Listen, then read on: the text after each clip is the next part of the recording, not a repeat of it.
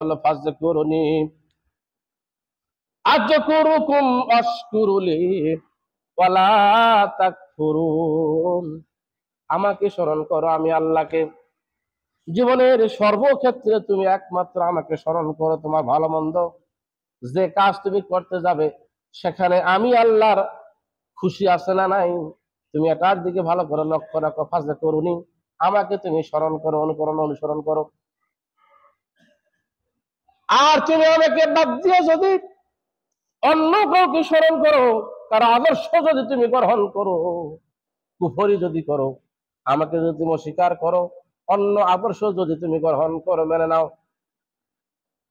শুনে রাখো তোমার ইহকাল এবং পরকাল উভয়ে ক্ষতিগ্রস্ত হয়ে যাবে। ঠিক কিনা? কে বলেছেন? ওয়ালা তাকফুরুন, সুতরাং কুফরি করিও না। এই জন্য আল্লাহ রাব্বুল আলামিন সাধারণ কোন মানুষদেরকে ডাক দেয় নাই, বাছাই করা মানুষগুলোকে ডাক দিলেন।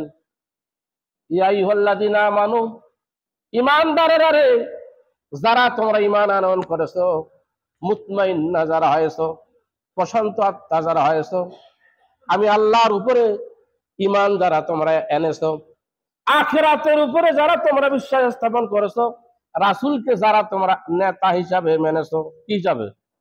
পৃথিবীর কাউকে নয়, শুধুমাত্র রাসূলকে যারা তোমরা নেতা হিসাবে মেনেছো, ইয়া আইয়ুহাল্লাযীনা আমানু আস্তাইনু, তোমরা সাহায্য প্রার্থনা করো। শর্ত দিল সাধারণ মানুষের জন্য না, ভালো করে তাকান। যারা তোমরা ঈমান আনয়ন করেছো, আমি আল্লাহর উপরে বিশ্বাস স্থাপন করেছো, যারা তোমরা রাসূলকে নেতা হিসেবে মেনেছো, ফাস্তাইনু, তোমরা আমার কাছে সাহায্য প্রার্থনা করো, চাও। বিসবরে ওয়াস সালাহ, মাধ্যম হলো দুইটা। এক নম্বর মাধ্যম হলো সবর, ধৈর্যের মাধ্যমে তোমরা আমার নিকটে চাও। শুরুতেই যেই কথা বলেছি, এই রাস্তাটা হলো খুবই পিচ্ছিল, কাটা বিছানো রাস্তা, খুবই কষ্টের রাস্তা, সুখের রাস্তা নয়, আরামের রাস্তা নয়। ঈমান নিয়ে সামনে এগিয়ে যাওয়া বড় কঠিন একটা বিষয় বাবা।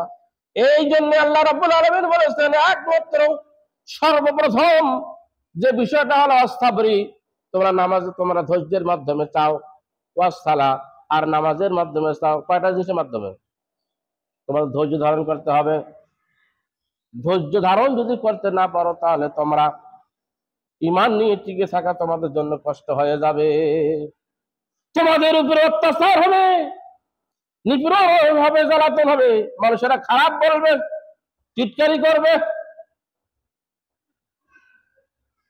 আলেম ওলামা তো টিটকারি করে, হামাক মানুষ বেশি টিটকারি করে। হামাক খালি ইসলামী আন্দোলন ছাড়া আর কোনো বক্তব্য দিবার পারে না, অনেকেই টিটকারি করে। এই কথা ছাড়া আর কথা পায় না, অনেকে টিটকারি করে। কোরআন পড়লে না পাবে বাবা তুমি, যারা পড়ে তারাই তো পায়। কথা কয় না? আল্লাহ বলেছে টিটকারি যতই করুক, হ্যাঁ, প্রতিপন্ন করার চেষ্টা তোমাকে যতই করুক, তোমার উপরে অত্যাচার নিপীড়ন যতই করুক, তোমার ব্যাপারে তারা যত মিথ্যারোপ করুক, আস্তাবরি, যদি তুমি ধৈর্য ধারণ করো, ওয়াসসালাহ, এবং নামাজের মাধ্যমে যদি তুমি আমার কাছে চাও, তাহলে নামাজ এবং ধৈর্যের মাধ্যমে চাইতে হবে। কিসের মাধ্যমে?